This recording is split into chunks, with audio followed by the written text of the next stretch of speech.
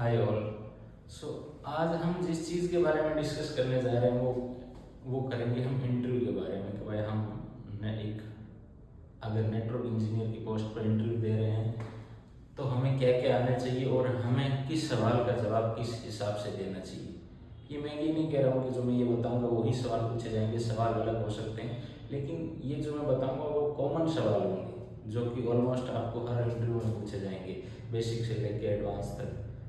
तो मैं बेसिकली ना तो बेसिक वाले बता रहा हूँ ना ही बहुत ही ज़्यादा एडवांस वाले बता रहा हूँ, मैं मीडियम साइज वाले के बारे में। मीडियम साइज के अगर एंट्री होते हैं तो नॉर्मली उसमें ये सवाल पूछे जाने की संभावना ज़्यादा होती है। तो अगर पहली चीज़ तो पहला सवाल इंटरव्यू में यही पूछते हैं कि भाई जो आप अभी काम करते हो कंपनी में उसमें आपकी जॉब रेस्पॉन्सिबिलिटी क्या है। जो इंटरव्यू तो सवाल क्या होगा कि भाई what is your day to day job responsibility in your current organisation, right. कि भाई आप जहाँ काम कर रहे हो अभी वहाँ आपकी क्या जिम्मेदारी है, क्या आप अपनी ड्यूटी कैसे कर रहे हो और क्या क्या काम करते हो। तो इसका आंसर है basically as a network engineer क्या करता है डे टू डे लाइफ में। वो सबसे ज़्यादा डॉक्यूमेंटेशन का काम करता है। सबसे ज़्यादा क्या काम होता है उसका, डॉक्यूमेंटेशन के। अगर आप नेटवर्क ऑपरेशन में होते तो दो तीन चीज़ होती है। एक तो नेटवर्क ऑपरेशन, ऑपरेशन का मतलब वो day to day job responsibility perform करेगा जो उसको असाइन की हुई है। एक होता है जो डिज़ाइन करता है, एक होता है जो एंट्री लेवल का होता है जो सपोर्ट का करता है। अब इसमें अगर एंट्री लेवल और मिड साइज मान लेते हैं L1 और L2 की बात करें तो उनकी जॉब रेस्पॉन्सिबिलिटी क्या होगी। तो पहली तो रेस्पॉन्सिबिलिटी होती है जो हम एक मान सकते हैं कि भाई preparing the inventory, the inventory. ये व्हाट इज द इन्वेंट्री। हर चीज कोई भी कंपनी हो वो अपना हिसाब रखती है कि भाई क्या क्या है हमारे पास और उनके सीरियल नंबर क्या है, उनके आईपी एड्रेस क्या है, उनकी लोकेशन क्या है, वो सारी की सारी चीज़ एक डॉक्यूमेंटेड रखती है। उस चीज़ को हम क्या बोलते हैं, इन्वेंट्री। तो ऑफकोर्स अगर आप नेटवर्क इंजीनियर का काम कर रहे हो अपनी कंपनी में तो आप अपनी कंपनी में आपकी जिम्मेदारी बनती है कि भाई आपके नेटवर्क डिवाइसेज कौन कौन से हैं, उनकी सारी की डिटेल, उन सारी डिवाइसेज की डिटेल रखना। तो वो हो गया पहला काम आपका। इन्वेंट्री में क्या क्या हो सकता है, इन्वेंट्री में सीरियल नंबर हो सकता है, आईपी एड्रेस हो सकता है, मैक हो सकता है, मॉडल हो सकता है, कब लगा था, इसका एक्सपायरी डेट कौन सा है, इसका आईओएस वर्जन कौन सा है। ये सारी की सारी चीज़ें मोटा मोटा तौर पर हम इन्वेंट्री में रखते हैं। इसके अलावा आपकी दूसरी जॉब रेस्पॉन्सिबिलिटी क्या हो सकती है, ये हो सकती है preparing and update the network diagram, network diagram. Yes, this is also your job responsibility, right।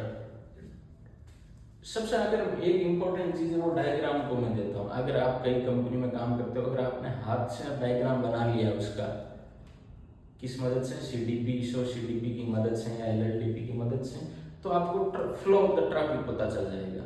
अगर आपको फ्लो ऑफ द ट्रैफिक पता चल जाएगा तो ट्रिपल शूटिंग करने में बहुत आसानी रहती है, आपको बहुत इजी रहता है। अगर आपको ये पता चल गया कि हाँ the certain amount of traffic इस साइड जा रहा है, कुछ ट्रैफिक इधर जा रहा है, तो आपको ट्रिपल शूटिंग के दौरान इजी रहेगा।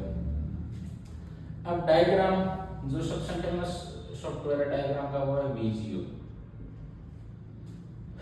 वीजियो में आप डायग्राम बना सकते हो। इसके अलावा भी बहुत सारे सॉफ्टवेयर है। एक draw.io ऑनलाइन है, draw.io, इस पे आप बना सकते हो, ये फ्री ऑफ कॉस्ट है। वीजियो तो क्या है, चार्जेबल है, तो यूजुअली कंपनीज यूज में लेती है, लेकिन draw.io एक ओपन स्टैंडर्ड है जिसको आप यूज में ले सकते हो। इसके अलावा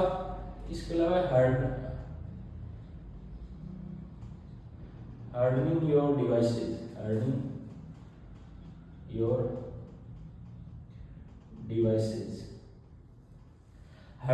devices, इस चीज का क्या मतलब हुआ, इस चीज का ये मतलब हुआ कि भाई आप जब कोई नई डिवाइस इंट्रोड्यूस करते हो नेटवर्क में, नई डिवाइस लगाते हो, जैसे मान लेते हैं कल रिक्वायरमेंट आ गई भाई आपको एक नया स्विच लगाना है, अब नया स्विच लगाना, आप ऐसे तो लगा नहीं सकते हो नया स्विच, ये भाई नया बॉक्स निकाला और प्लग कर दिया, नेटवर्क केबल लगा दी, नहीं। उसकी एक कुछ क्या भाई मिनिमम स्टैंडर्ड इतनी तो कॉन्फ़िगरेशन उसमें होनी चाहिए उस स्विच में। तो मिनिमम स्टैंडर्ड हमको फॉलो करना है। मिनिमम स्टैंडर्ड में कि जैसे टेलनेट डिसेबल रहना चाहिए, एसएसएच इनेबल रहना चाहिए, एचटीटीपी डिसेबल रहना चाहिए, एचटीटीपीएस इनेबल रहना चाहिए। इसके अलावा भी बहुत सारी है, जितनी भी एग्जिस्टिंग वीलन है वो बननी होनी चाहिए। अगर कहीं पे आपका मान लो, और बहुत सारी कुल मिला के आपको हार्डली के 50-60 पॉइंट होते हैं, वो सारे के सारे कवर करने पड़ते हैं, ठीक है। तो ये हो गया तीसरा आपका काम, कि भाई हार्डनिंग योर डिवाइसेस। इसमें या तो ऑलरेडी एग्जिस्ट है उनमें हार्डनिंग के पॉइंट निकालना, कि भाई जो ऑलरेडी डिवाइस है लगे हैं उनमें ये कमियां आप ढूंढ के बता भी सकते हो मैनेजमेंट को, कि भाई ये कमियां हैं हमारे एग्जिस्टिंग नेटवर्क में और हम इसको इस तरीके से फिक्स कर सकते हैं। चौथा है कोऑर्डिनेशन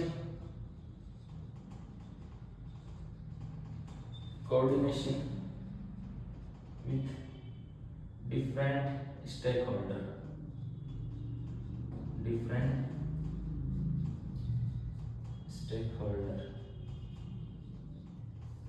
स्टेक होल्डर क्या हो सकते हैं?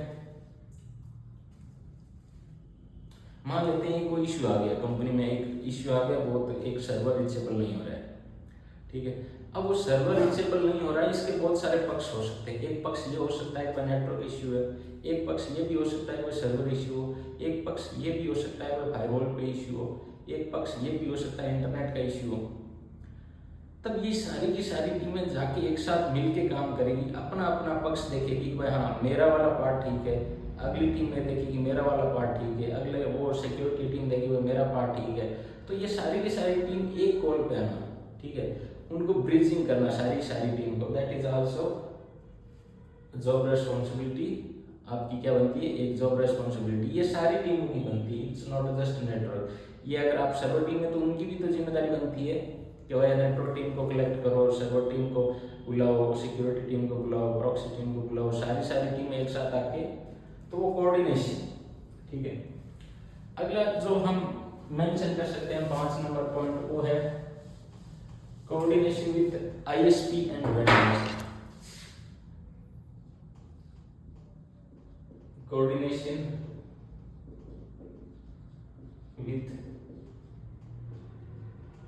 ISP and vendor।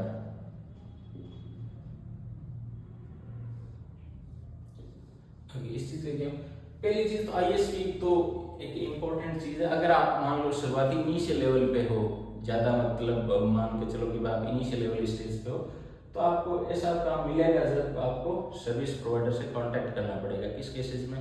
बहुत सारे केसेस हो सकते हैं। हो सकता है आपके वायर में लेटेंसी हो, इंटरनेट में जो इंटरनेट चल रहा है वो लेटेंसी दे रहा है, हो सकता है पूरी लिंक ही डाउन हो, या हो सकता है कुछ पैकेट लॉस हो रहे हैं, कुछ आ रहे हैं। तो हर केस में आपको क्या करना पड़ेगा? अगर आप ये श्योर हो कि भाई हाँ हमारी मेरी साइड इश्यू नहीं है, ISP साइड इश्यू है, वेन साइड इश्यू है, in that case you can coordinate. ये नहीं हो कि भाई गेटवे तक की लेटेंसी आ रही है, आप गेटवे को पिंग कर रहे हो, वहाँ पिंग ड्रॉप आ रहा है और आप डायरेक्ट ISP को कॉल कर दो कि भाई मेरा इंटरनेट नहीं चल रहा।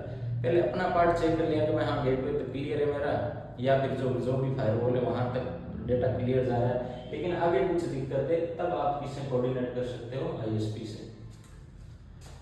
वेंडर क्या हो सकता है? वेंडर का मतलब कि भाई सीधी सी बात है कि भाई कंपनी स्विच किसी न किसी से खरीदती होगी, राइट। अब किसी कंपनी से अगर कोई, मान लेते हैं मेरे पास एक कंपनी है, मैं किसी से स्विच खरीदता हूँ, तो जिनसे मैंने स्विच खरीदा उनको मैं क्या बोलूँगा कि भाई आके वेरीफाई करो सारे पार्ट एग्जैक्ट पहुँचे या नहीं पहुँचे, जो तुमने पार्ट भेजे वही डिलीवर हुए या नहीं हुए, कोई गलत तो नहीं हो गए। तो वो बंदा आके उनको वेरीफाई करेगा उन सारे पार्ट्स को। अगर जब वो कंफर्म कर देगा कि हाँ जो हमने भेजे वही डिलीवर हुए हैं, प्लस जो भेजे हैं उनमें कोई दिक्कत नहीं है, ठीक है, वो दे आर वर्किंग परफेक्टली, तो इस केस में भी क्या होगा? आप ये भी काम किसका होता है? अगर आप काम कर रहे हो एज ए नेटवर्क इंजीनियर, तो आपकी जॉब रेस्पॉन्सिबिलिटी बनती है कि भाई आप वेंडर से कोऑर्डिनेट करो। अगला जो है वो है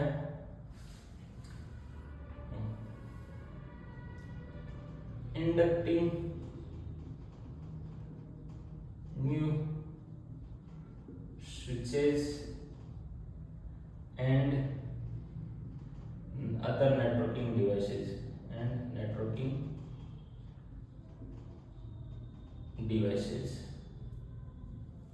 okay, inducting new switch. What does it mean by inducting new switches? New switches का मान लेते हैं कि भाई आपके पास 48 पोर्ट है, 48 पोर्ट का एक स्विच है और आपने 48 कंप्यूटर लगा दिए। तो अब आपको क्या जरूरत है? जब 49 कंप्यूटर लगाओगे या सर्वर लगाओगे तो आपको एक नए स्विच की जरूरत है। अब नए स्विच की जरूरत है तो ऑफकोर्स उसको क्या करोगे, पहले तो हार्डन करोगे, हार्डन करने के बाद उसको नेटवर्क में इंडक्ट करोगे। उस चीज को हम क्या बोलते हैं? इंडक्शन बोलते हैं। अब इंडक्शन ऐसे तो कर नहीं सकते, उसकी भी पूरी प्रोसेस फॉलो करनी पड़ती है आपको। पहले कॉल रेज करनी पड़ती है, चेंज रिक्वेस्ट रेज करनी पड़ती है, कैब मीटिंग में उसको बताना पड़ता है कि भाई ये वाला डिवाइस लगाएंगे, क्यों लगाएंगे, इस वजह से लगाएंगे, क्यों, क्योंकि इतने सर्वर नया है, उन सर्वर को पोर्ट की रिक्वायरमेंट्स है, उन पोर्ट को स्विच के उन पोर्ट को असाइन करना है मुझे सर्वर को।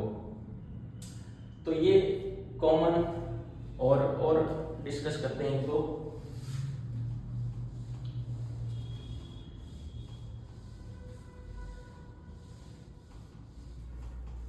अगला आप मान सकते हो ट्रबल शूटिंग नेटवर्क इश्यूज।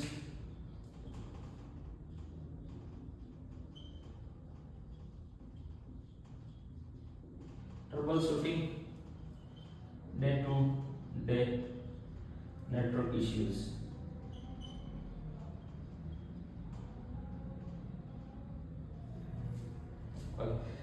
अब नेटवर्क इश्यूज ट्रबल शूटिंग ये एक बहुत बड़ा खुद में अपने आप में बहुत बड़ा टॉपिक। ये लिमिटेड तो है नहीं कि भाई कोई लिमिटेड इश्यू आते होंगे, हो सकता है कभी कोई आ जाता हो। मोस्टली क्या होता है, रीअकरिंग इश्यूज होते हैं। अगर एक कंपनी में हो तो अगर कोई कंपनी में उसमें कोई बंदा लगातार काम कर रहा है तो उसको वो पता चल जाता है भाई हाँ ये इश्यू उस वजह से। क्यों? क्योंकि उसने ओवर द ईयर्स ये पता कर लिया है कि भाई हाँ अगर ये इश्यू आ रहा है तो ये वजह होगी। लेकिन वो हमेशा जरूरी नहीं होता है, कभी कभी आपको नए इश्यूज का भी सामना करना पड़ता है जो कभी किसी ने नहीं देखे होंगे, तो उनकी ट्रबल शूटिंग। अब अगर आप ये बताओगे तो अगला वाला सवाल पूछेगा इसमें से कि भाई आपने कौन सी जो लास्ट टाइम ट्रबल शूटिंग की थी, क्या इश्यू था, तो वो आपको प्रिपेयर करना है। भाई हमेशा जब भी आपके सामने इश्यू आए तो उनको याद रखना कि भाई हाँ उस टाइम वो इश्यू आया था और मैंने कैसे रिजोल्व किया था उसको। अगर आपने कोई इश्यू रिजोल्व किया है अपने दम पे तो आपको वो हर एक माइन्यूट स्टेप आपको याद रहेंगे कि भाई हाँ मैंने ये किया था, देन ये हुआ था, देन ये किया था, देन ये हुआ था, देन फाइनली वो इश्यू रिजोल्व हुआ था। So that's it. ओके, एक और हो सकता है monitoring the devices, monitoring network devices health, monitoring network devices। ये यूजुअली नॉक टीम का काम होता है। नॉक टीम अगर छोटी कंपनी है तो ऑफकोर्स उसके पास अलग से नॉक टीम नहीं होगी। ये जिम्मेदारी भी आपको एज ए नेटवर्क इंजीनियर अगर आपको दी गई है तो ये आपको ही फुलफिल करनी पड़ेगी। इस चीज का मतलब हुआ किसी नेटवर्किंग मॉनिटरिंग सॉफ्टवेयर के द्वारा आपको नेटवर्क डिवाइसेस मॉनिटर करनी पड़ेगी। ठीक है, वो क्या हो सकती है, सोलरविंड के थ्रू हो सकता है, पीआरटीजी के थ्रू हो सकता है। उसमें आप क्या मॉनिटर कर सकते हो, उसमें each and every minute detail आप मॉनिटर कर सकते हो। आप ये मॉनिटर कर सकते हो भाई इस इंटरफेस पे ट्रैफिक कितना है, यूटिलाइजेशन कितना है, सब कुछ इसमें रैम कितनी यूज हो रही है, सीपीयू कितना यूज हो रहा है, और almost everything you can monitor it through the monitoring software. So those are common or general day-to-day network operation. अब हम अगले वीडियो में कल बात करेंगे नेटवर्क रिलेटेड से, अगले नेटवर्किंग इंटरव्यू रिलेटेड क्वेश्चन के बारे में। Thank you for watching.